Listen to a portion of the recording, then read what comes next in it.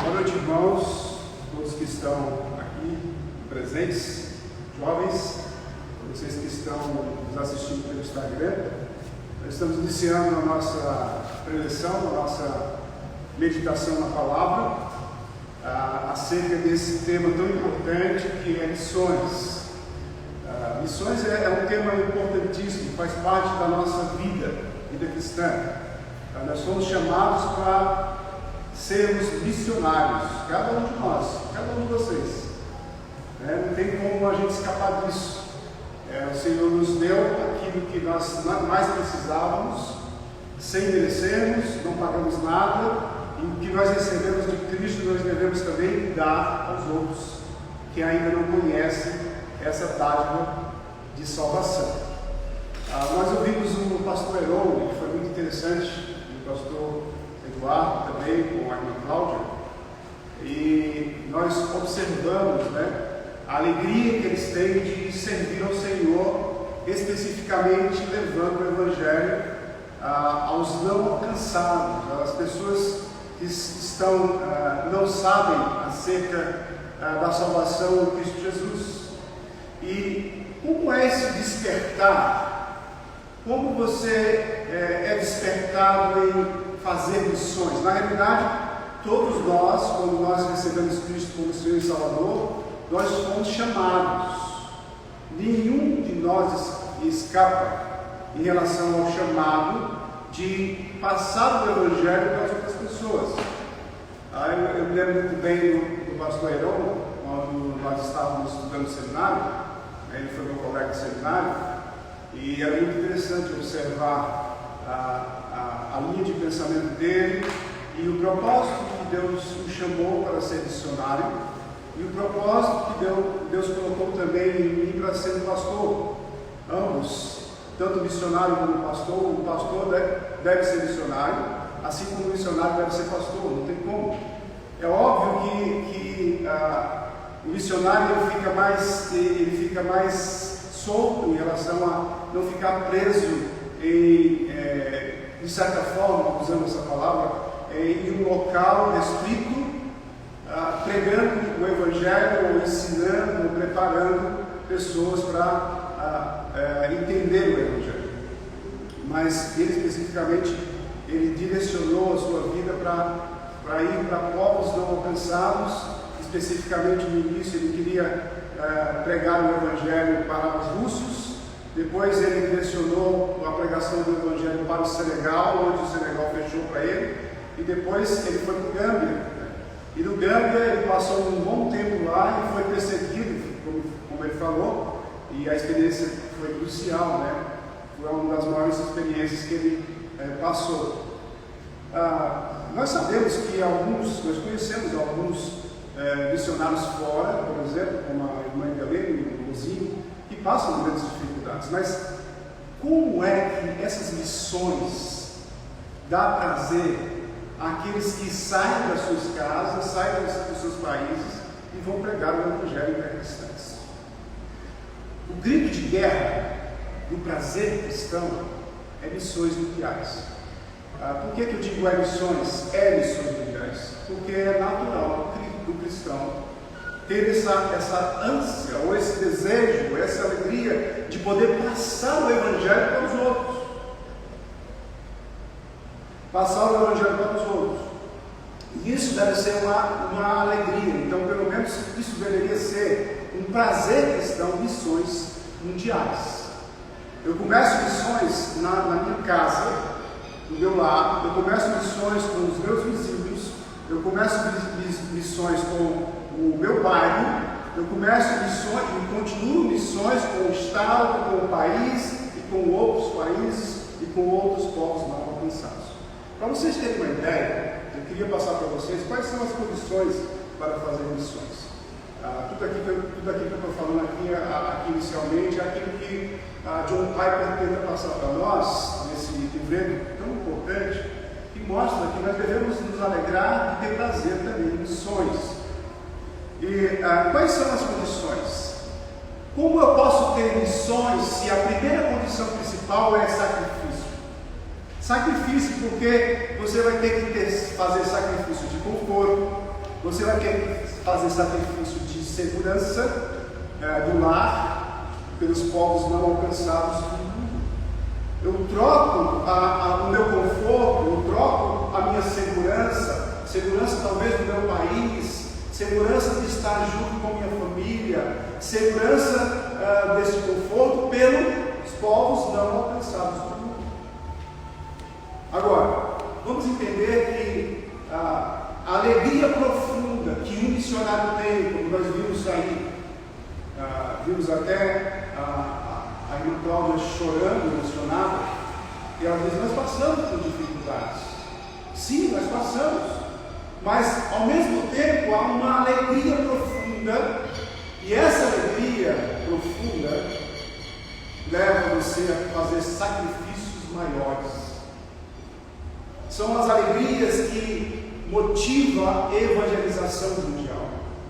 Essas alegrias que nós não conseguimos saber de onde que vem. Na realidade nós sabemos, é o próprio Deus que ela mesmo disse. O pastor Irão também falou sobre isso, o pastor Cláudio falou que a alegria é do Senhor, vem do Senhor. Como o Senhor toca você, para você entender missões e saber que você de repente é chamado para fazer missões, e isso parece ser algo que não vem na sua mente. Muitas vezes pastor Heron, missionário Heron, me chamou: Edson, vamos comigo lá, vamos fazer um trabalho juntos lá, lembra? A gente está precisando de pessoas. E quantas vezes eu balancei para ir, mas a gente sabe que é Deus que chama para isso. No entanto, vocês perceberam que também ele falou que missões começam com o evangelismo pessoal, e a missão é a função principal da igreja.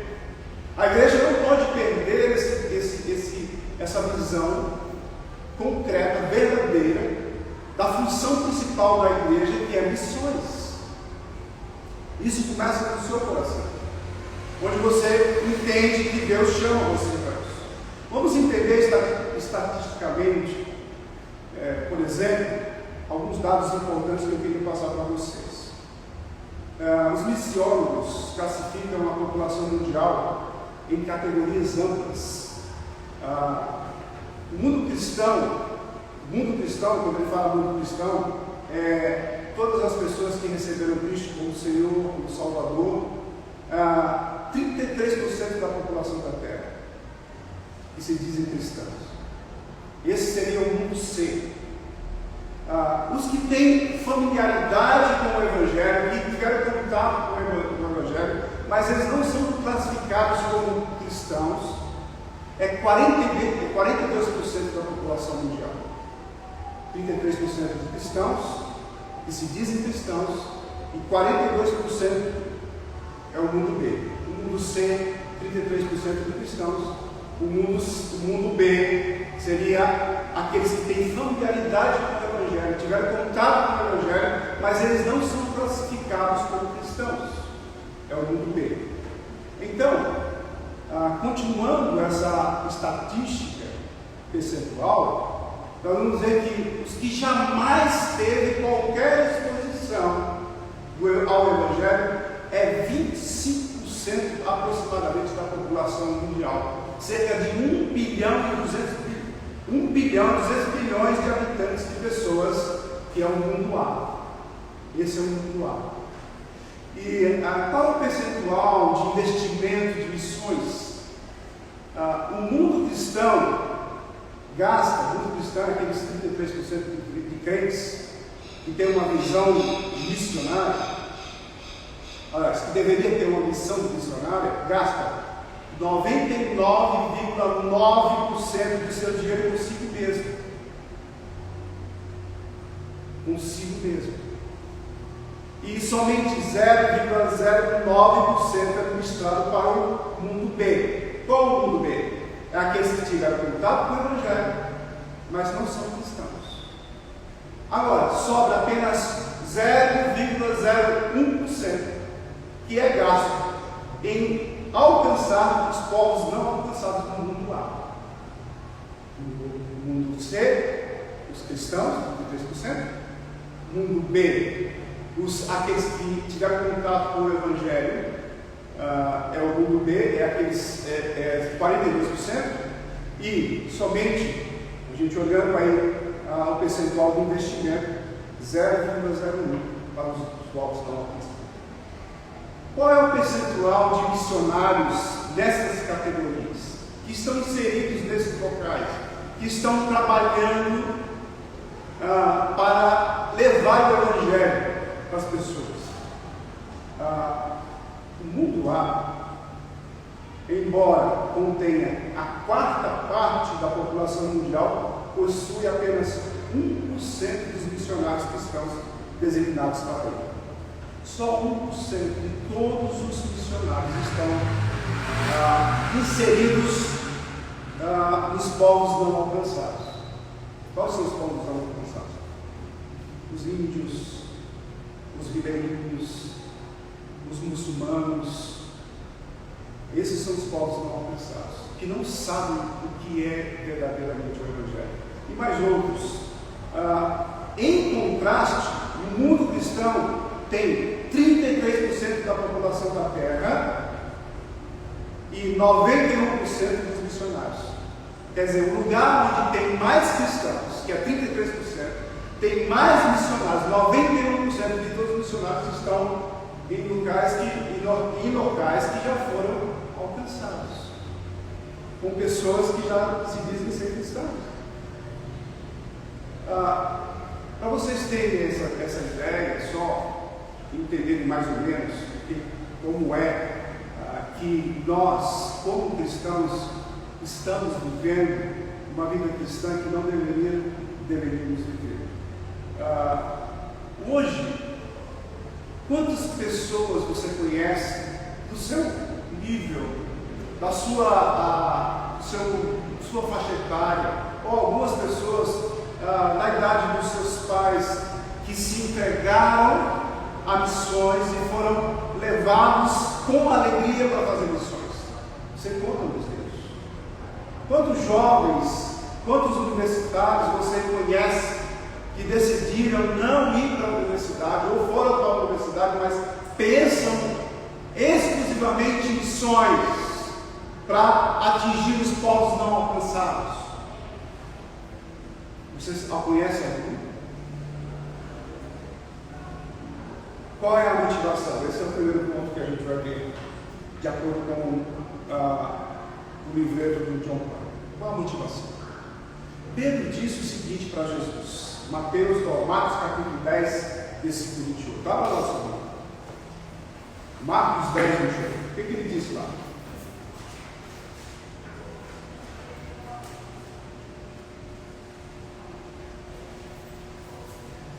Qual é a sua motivação? Ou qual é a motivação de um cristão que diz assim: olha, eu quero ser missionário, eu quero levar o Evangelho, nem que eu morra. Versículo 28 diz: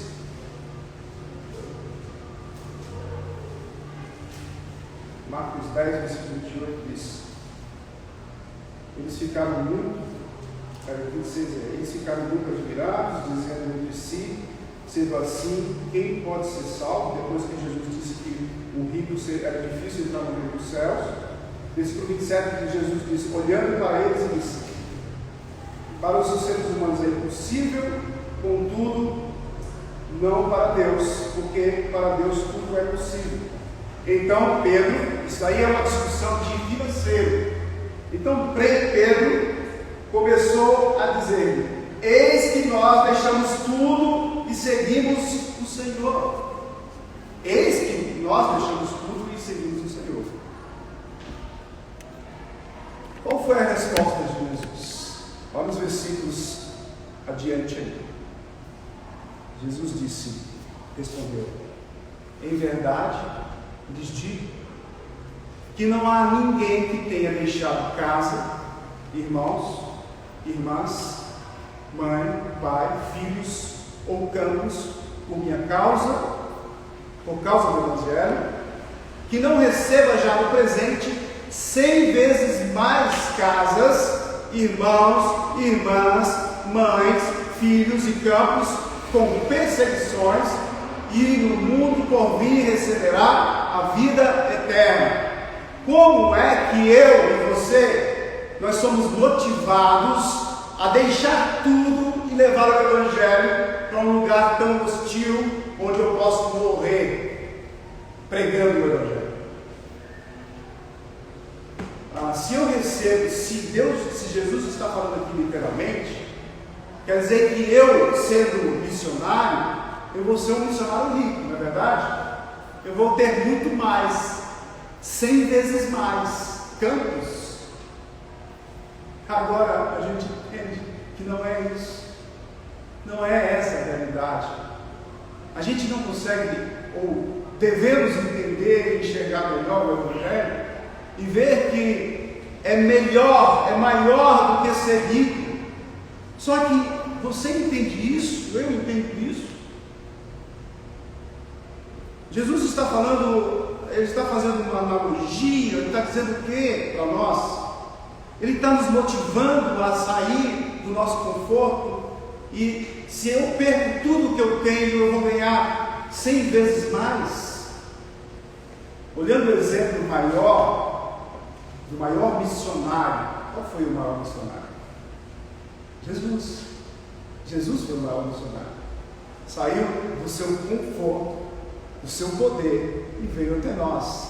Se fez homem, se fez carne, habitou entre nós, morreu na cruz, por amor a todos nós.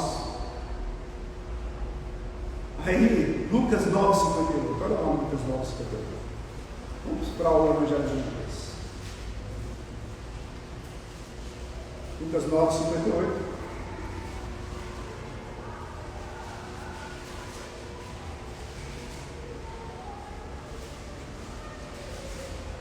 Diz assim: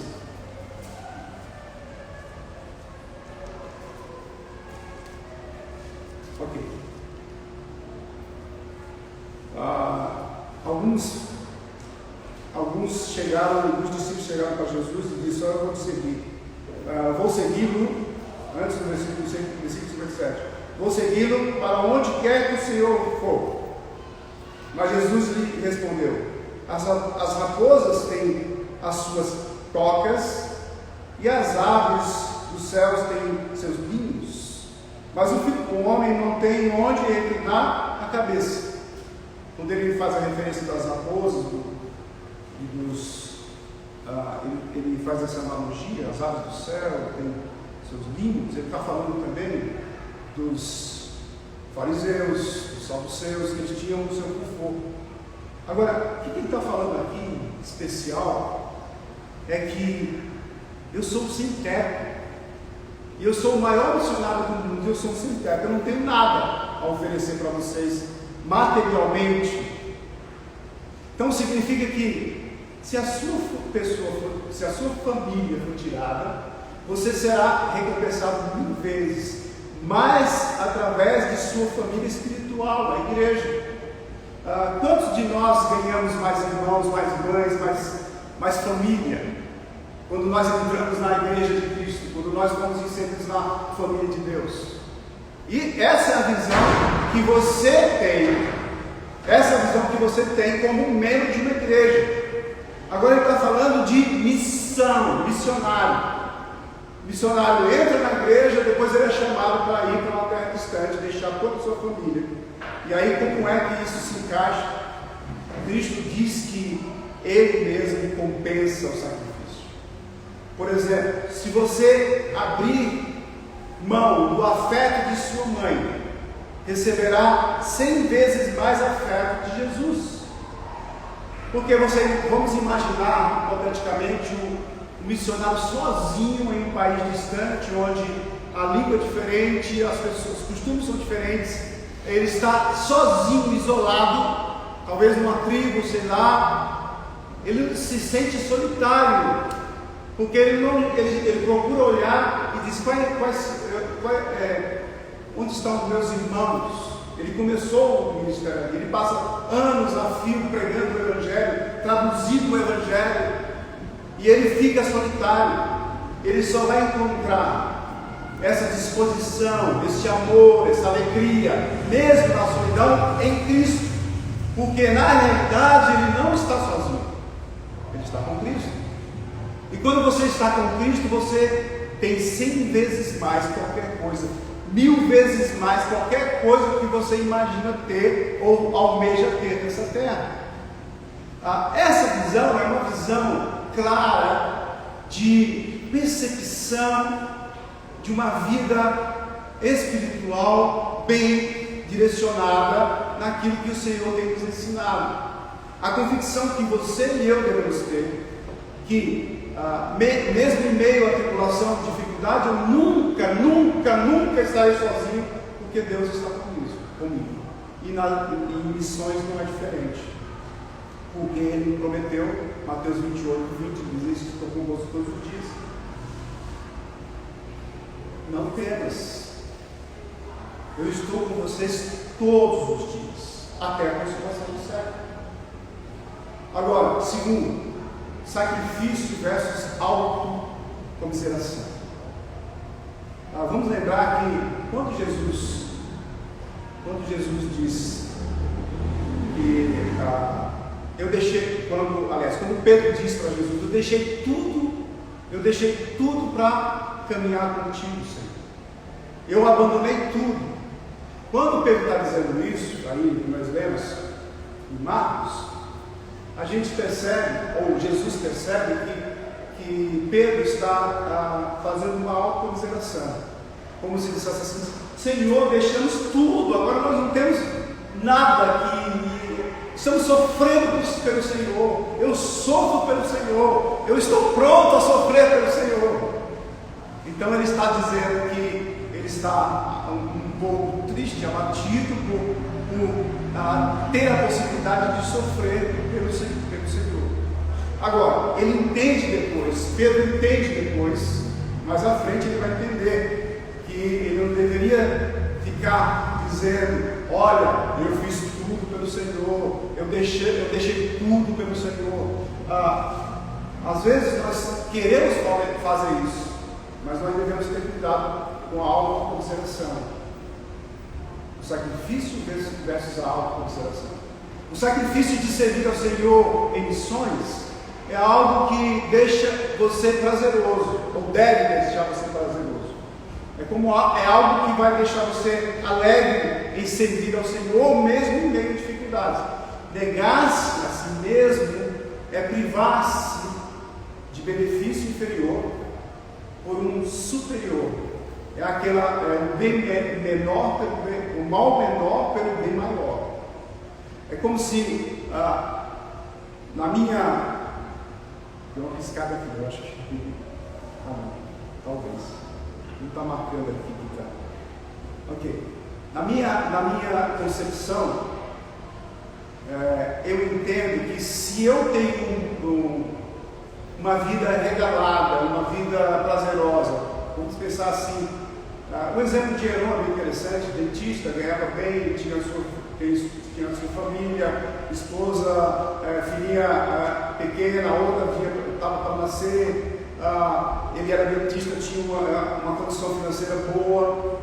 Ele vai para o seminário, ele começa a perceber que Deus está trabalhando na vida dele, ele não tem dinheiro nem para pagar para o seminário, ele vai desistir do seminário, alguém vai e paga para ele, e ele continua, e Deus vai transformando a vida dele e da sua esposa.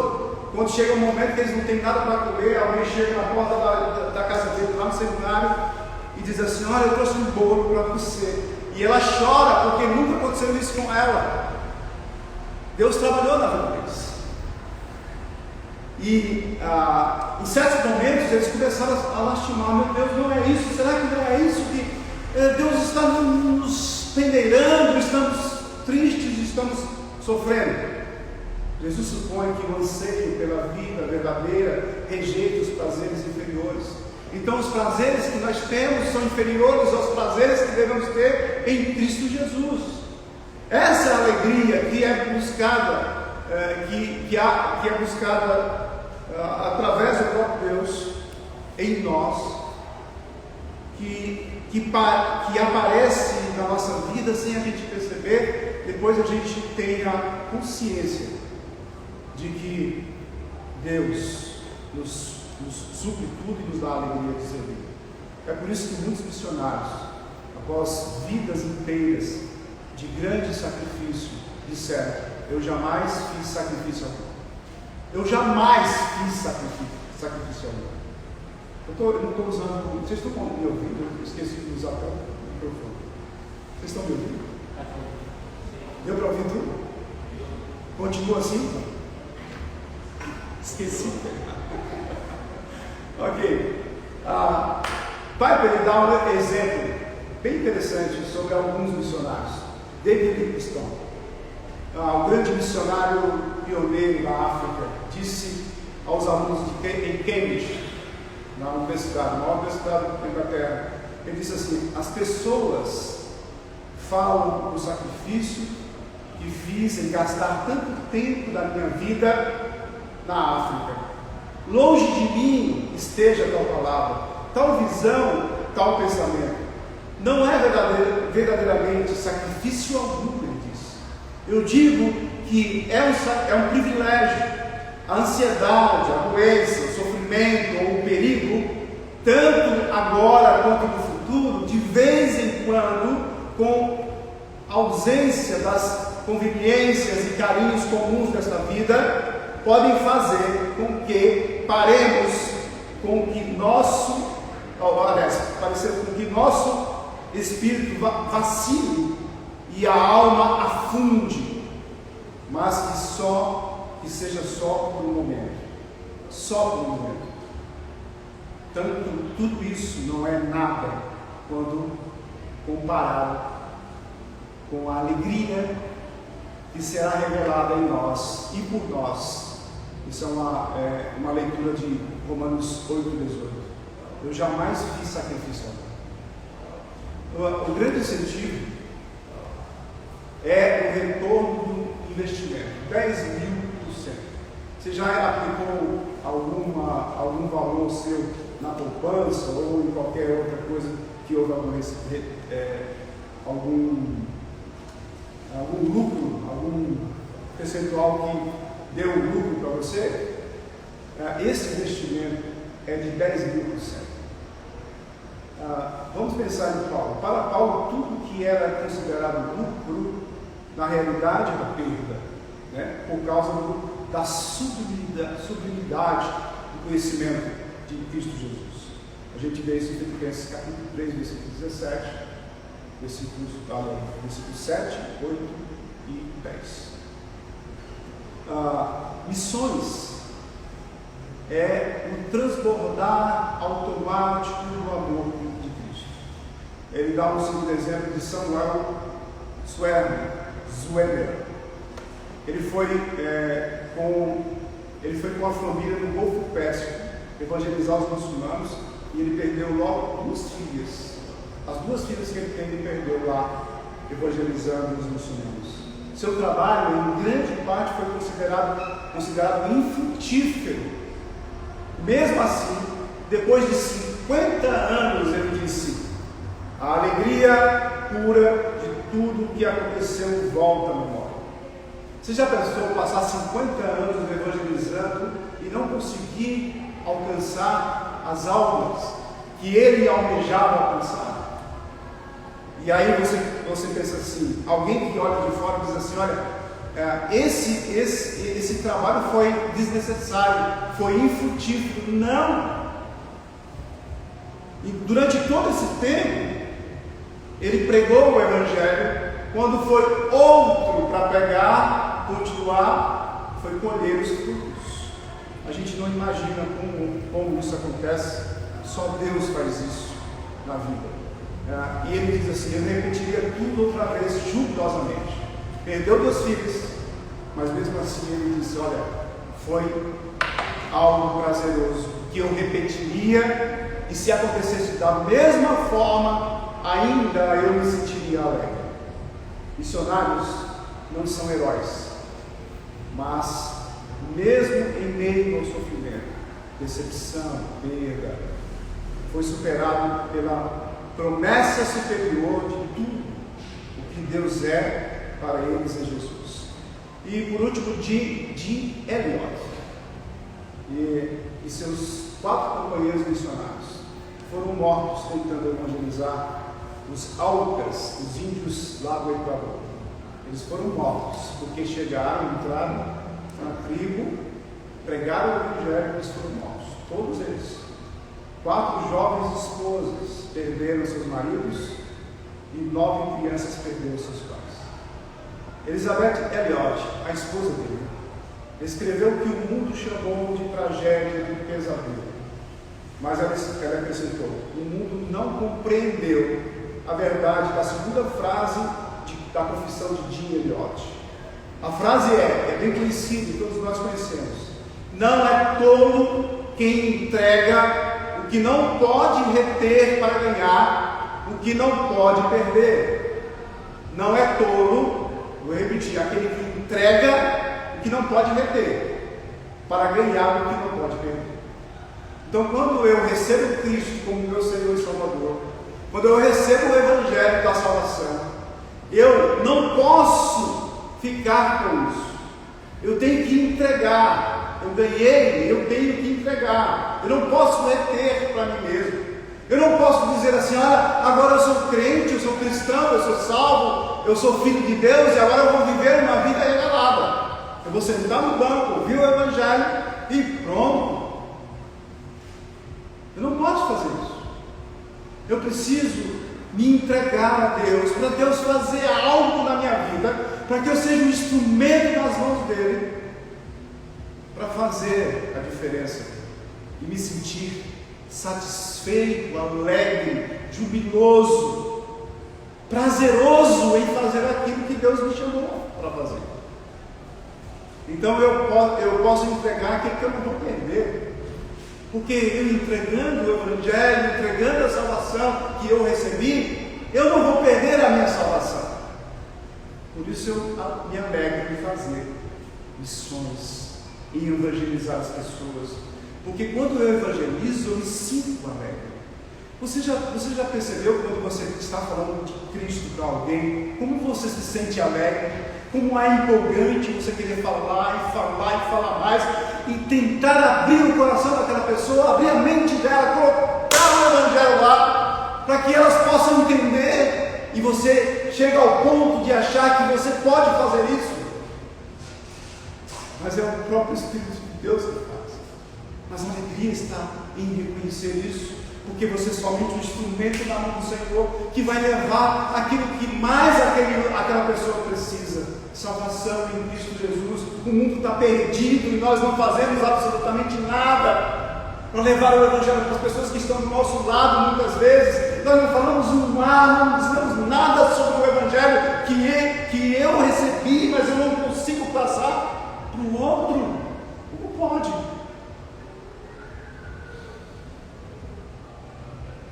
Terceiro, impulsionados para missões.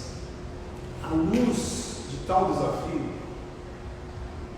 como podem os crentes serem ainda mais impulsionados para missões? Nós só somos impulsionados para missões porque é o Senhor que ordena e os homens obedecem.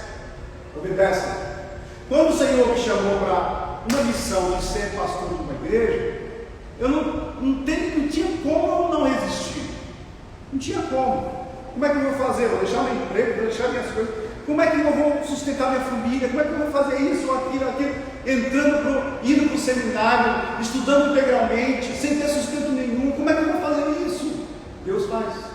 Quando o Senhor chamou a irmã Cláudia, o irmão Eduardo, quando chamou a Heron, não teve conversa, tocou no coração e ele disse: eu vou. Mas como é? Você é louco, você é doido, e a sua família, e o seu trabalho, e a sua profissão, você vai deixar tudo por isso? Irresistível graça. Assim como a graça da salvação, que não chega até nós e você não tem como dizer sim. Assim também o chamado específico para missões é também junto da conversão que você teve.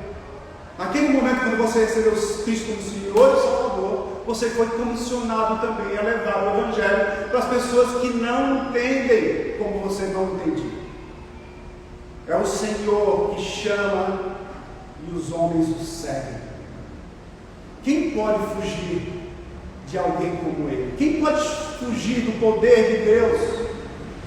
Quando o Senhor ordenou Moisés, por exemplo, reclamou e desculpou-se, mas chegou ao ponto de achar-se frente a frente com o faraó.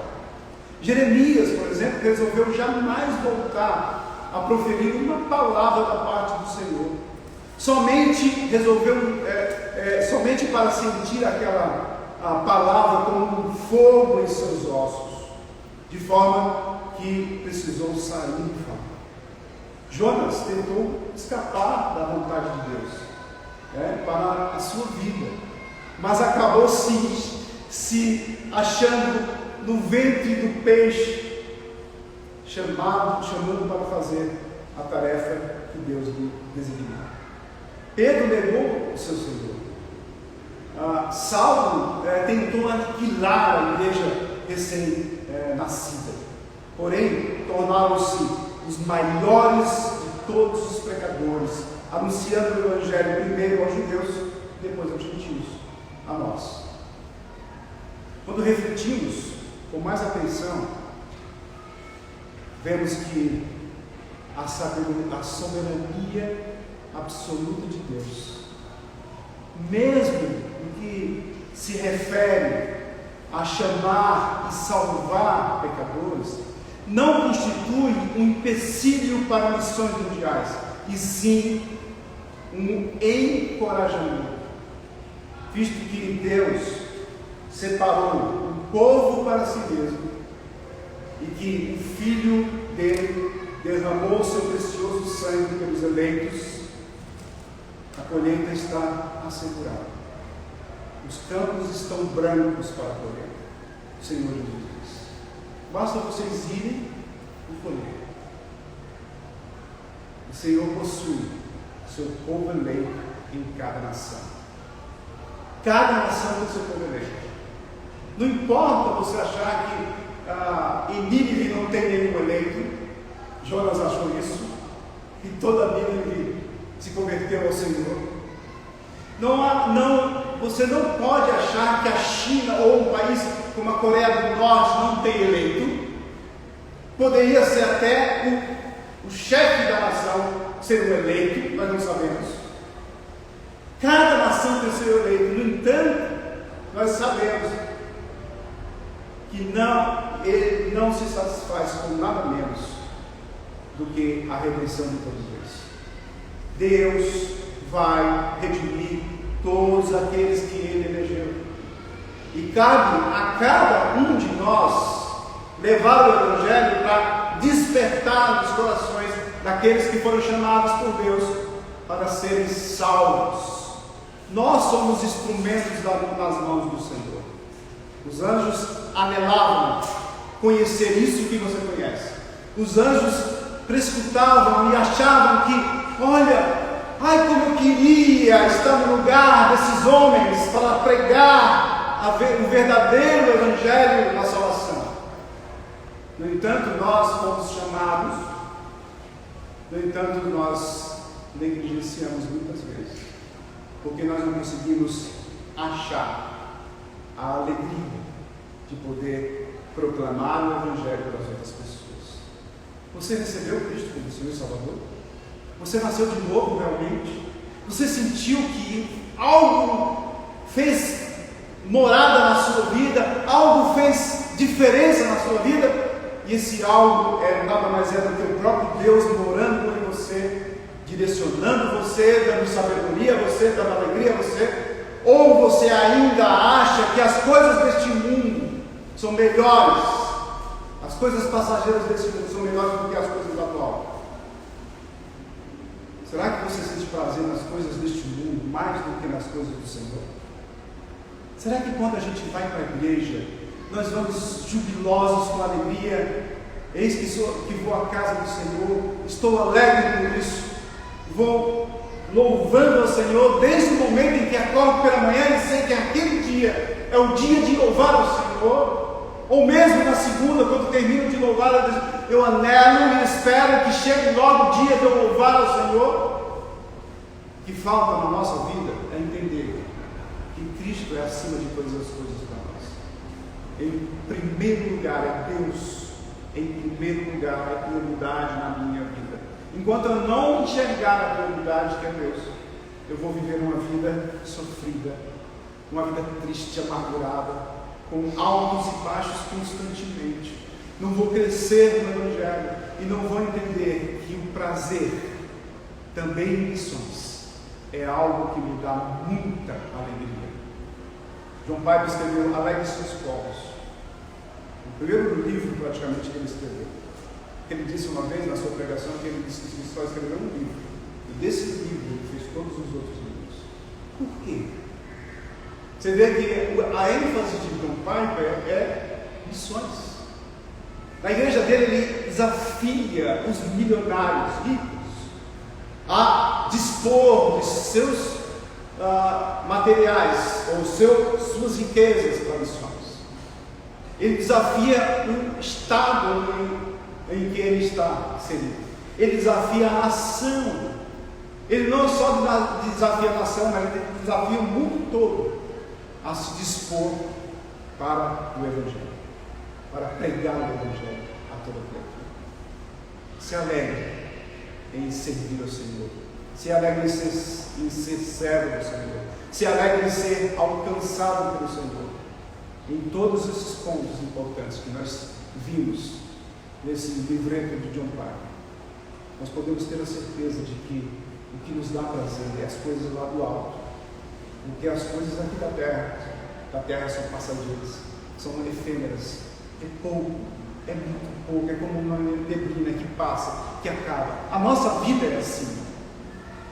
Graças a Deus que a nossa vida não é nossa, mas é de Deus. E sendo de Deus, a eternidade funde com a nossa vida, que é precária, que é limitada, com a eternidade e o poder de Deus, que nos dá a certeza e a alegria de viver com Ele eternamente. E aí tudo aquilo que o Senhor nos ensina, como aquilo que vem do reino, que o reino dele vem para a terra, que o reino dele seja estabelecido aqui na terra, nós podemos ter a alegria de participar e dizer: eu tenho prazer na lei do Senhor, porque eu medito nela dia e noite, para a honra e glória do Senhor. Que Deus esteja abençoando a sua vida, que você sinta a alegria também de ser missionário, de fazer missões, começando com o seu evangelismo individual, olhando para o seu amigo, o seu colega de classe, e tentar mostrar o que te fez feliz eternamente. Senhor Jesus, que morreu por você e que lhe deu a vida eterna. Amém? Senhor nosso Deus e Pai, obrigado, Senhor, por esse tempo tão importante de observar a Tua Palavra e enxergar Teu amor por nós. Somos instrumentos e muitas vezes negligenciamos porque somos envolvidos com este mundo. E este mundo nos sufoca, e as coisas que são passageiras parecem ser de alegria, mas como elas acabam rapidamente, eu quero mais e mais, mas eu esqueço que mesmo em meio ao sacrifício, há uma profundidade de alegria que nós não conseguimos enxergar em servir ao Senhor, mesmo correndo risco de vida. O Senhor nos dá a segurança da eternidade. Para a honra e glória do Teu nome, nós te suplicamos que cada jovem cristão possa entender a alegria de te servir em vários pontos daquilo que o Senhor tem nos ensinado, as coisas lá no alto da eternidade. Em nome do nosso Senhor e Salvador Jesus Cristo. Amém. Que Deus nos abençoe.